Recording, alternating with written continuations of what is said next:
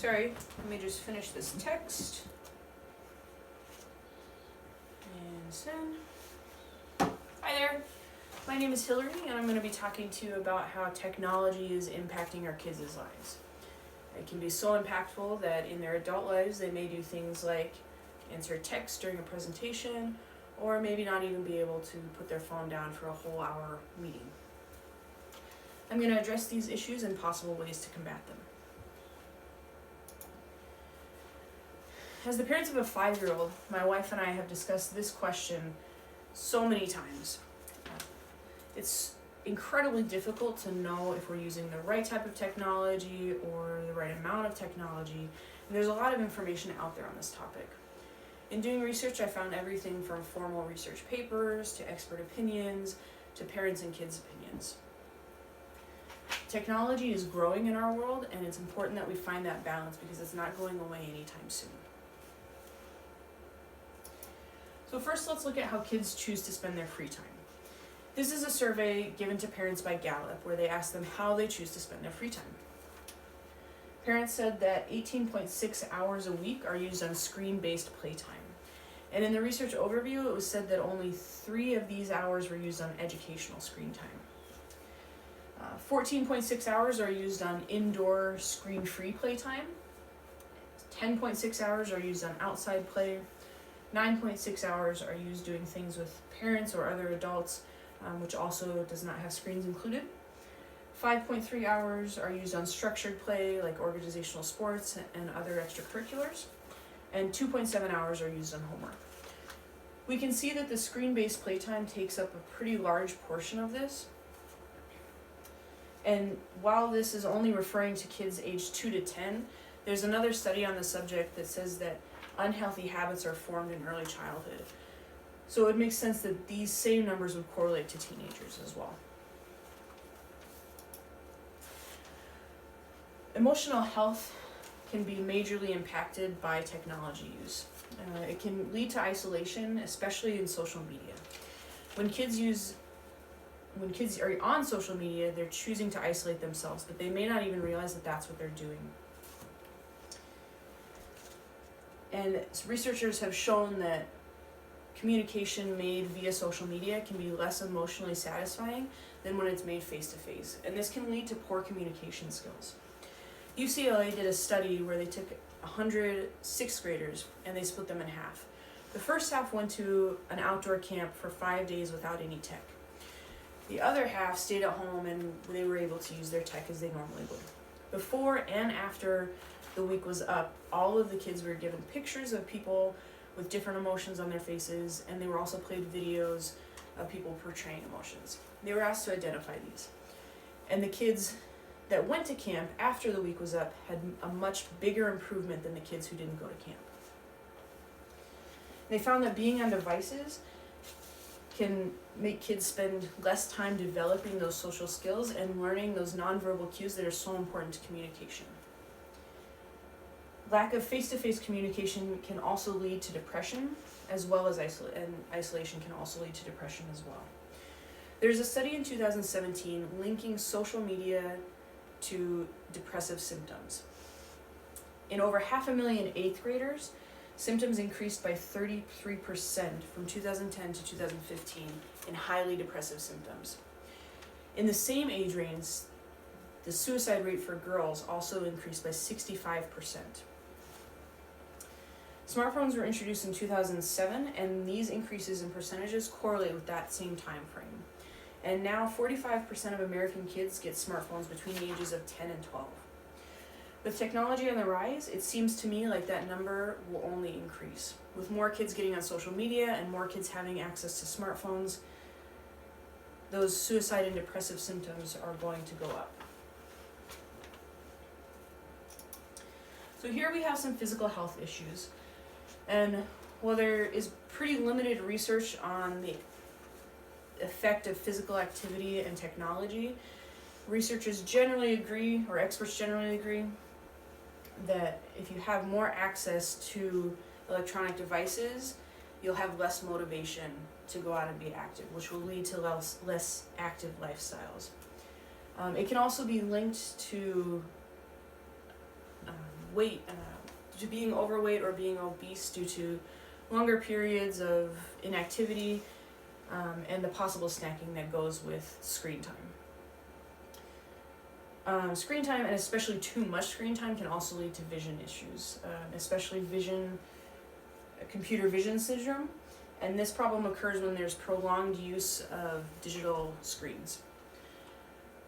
It can lead to eye strain, headaches, blurred vision, dry eyes, shoulder and neck pain, and those problems only increase as the time goes on screens. It can also impact your sleep. The National Sleep Foundation found that blue light from devices can lower your production of melatonin. Melatonin is the sleep hormone that controls your sleep cycle, and when less is produced, it makes it harder to fall asleep and also to stay asleep. They also found that when you use your phones before bedtime, it can keep your mind engaged, and it can trick your mind into thinking that it needs to stay active, which can also make it harder to fall asleep. And when your phone is kept near you at night, it's found that it will keep you awake because of the text chimes or email chimes or anything else that goes off on your phone. They say that 72% of kids fall asleep with at least one electronic device in their room. And those kids that have those electronic devices in their room, on average, have 1 hour less sleep a night than kids that don't. It's pretty obvious that phones are distracting. I even got distracted while I was working on this presentation. First off, I was scrolling Facebook, and then I found a list of 37 celebrity best friends who met on set. Obviously, I had to read it, and I got to about the fourth one down, which is Brad Pitt and George Clooney. Very important. And I decided I didn't like how this site was scrolling, so I moved on. I didn't even have enough patience to get through the whole list before moving to the next thing. The next thing was researching how technology affects distraction and causes distraction.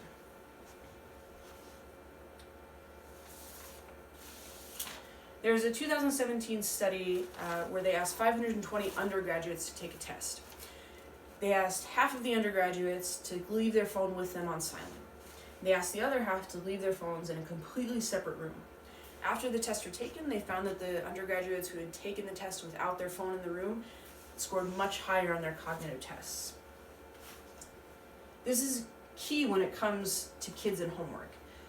Clearly, the study shows that if kids even have phones near them or are trying to watch a show when they're doing homework, they're not going to be learning that information as effectively as they could be. Now we'll look at some of the advantages of technology. One of the main advantages of technology is preparing kids for the future. There's so many jobs now that involve tech, even if they're not tech-specific jobs. According to the Council on Foreign Relations, there's nearly 2/3 of the 13 million jobs created since 2010 that required medium or advanced levels of digital skills. So introducing kids to technology in school especially will help integrate it into their lives in a helpful way. Technology can also help students collaborate.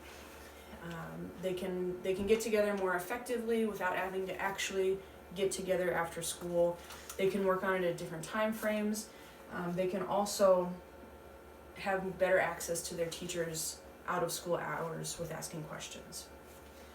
It also gives teachers and students access to multiple learning styles. Teachers can find different ways to teach subjects that maybe they haven't taught before or that can be more engaging for students. And students can also find their own information at home to help with their preferred learning style. This also brings us to knowledge at their fingertips. We all know, or maybe even are, that person that Googles everything when any question comes up. I know I'm guilty of that. And it's incredibly helpful to have all of that information with us at all times, pretty much. And this can be really helpful to kids if they use this in a good way. It can be very beneficial to their education.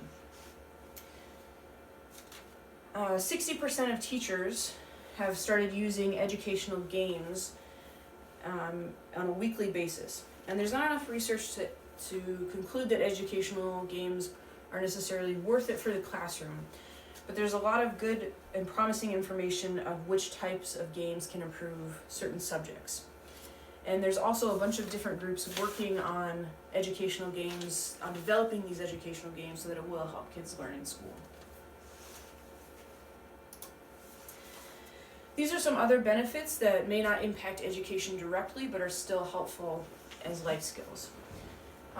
Time management can be affected when kids have set times for using or not being able to use their electronic devices. It can help them learn how to prioritize, and it can also help them learn how to gauge time.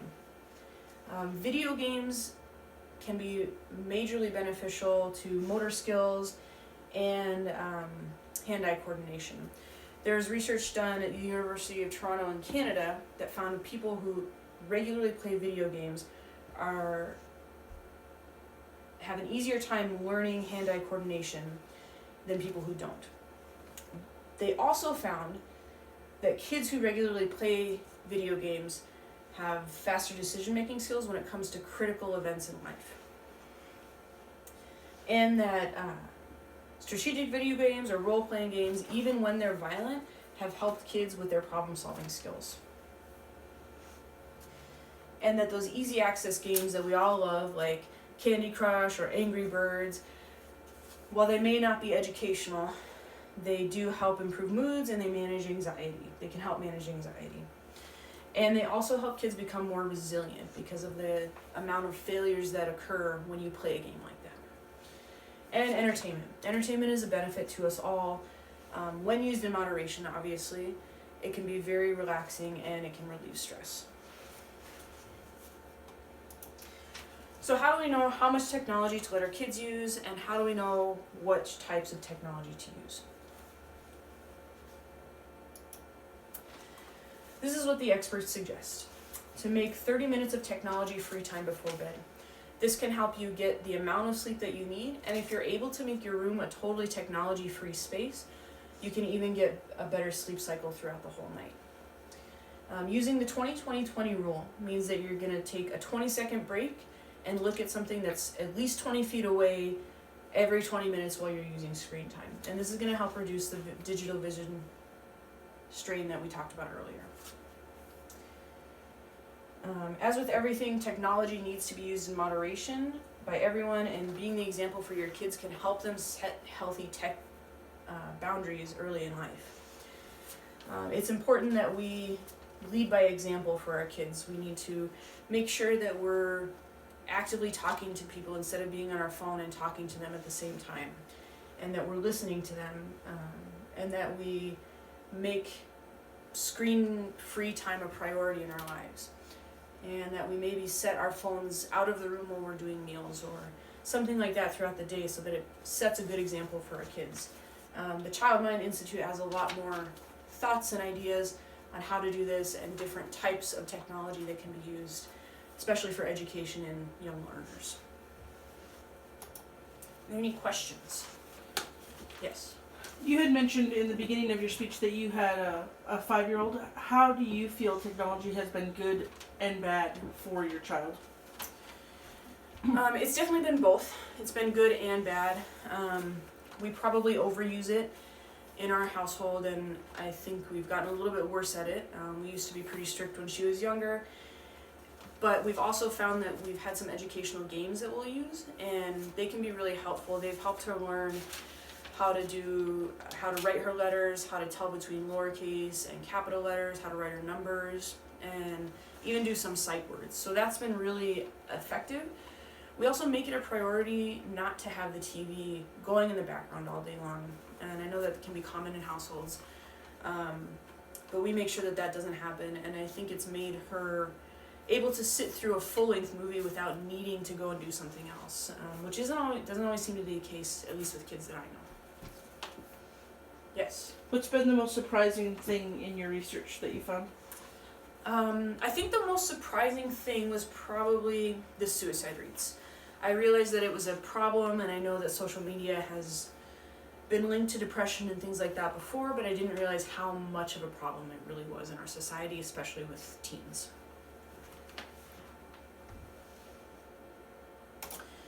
I know this is a lot of information to intake, and even experts have a really hard time agreeing on what the right type and kinds and time for technology is, but it's not really that surprising when we hear it.